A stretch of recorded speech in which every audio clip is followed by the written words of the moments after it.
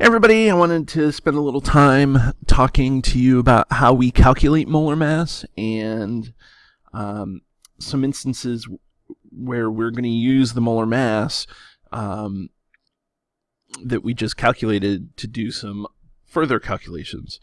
So let's first start by talking about what molar mass is. Molar mass is the mass, if we're technically looking at it, molar mass is the mass of 1 mole of compound. It's the mass of 1 mole of compound. Okay. But the idea is that if we have a formula like NaCl, that is a formula unit, and if we have one of those formula units, okay, one formula unit, that's just what they call it. What we can do is we can calculate how much this weighs, and that would give us 1 mole. We have 1 mole of this and 1 mole of this, giving us 1 mole of compound.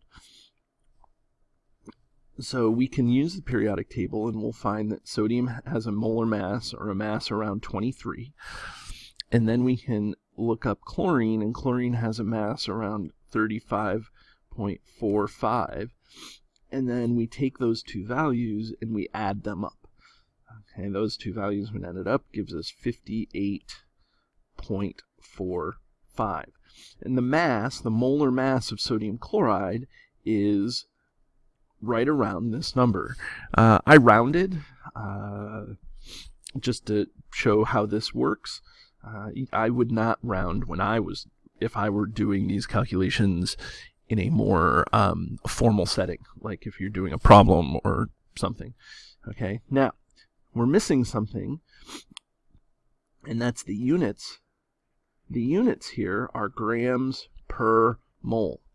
Molar mass tells us that we're going to use the unit of mass, which is gram, and the units for moles, which is a mole. So what this tells us is that if we were going to have 1 mole of sodium chloride, that is going to equal 58.45 grams.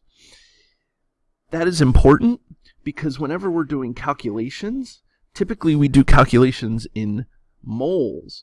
But when we get to the lab, we use grams typically for our for all the ways that we do laboratory exercises.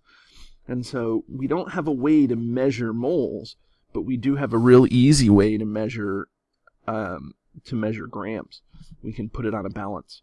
So we have to be comfortable with interconverting between mass and moles. So where did I get these values? Well, I can go to a periodic table, and when I go to the periodic table, you'll see that excuse me, you'll see that right here on most periodic tables, and it may not be here, may be above, but whatever, there's the atomic number, but this is the mass. That's the mass of 1 mole of that compound. So if we have a compound that is C and O made up of carbon and oxygen, that's carbon monoxide right there. And so that would be, to be more formal, that's going to be 12.011. And then oxygen plus 15.999. And then I can just quickly bring out my calculator, and I can go 12.011 plus 15.999, and I get an answer of 28.01.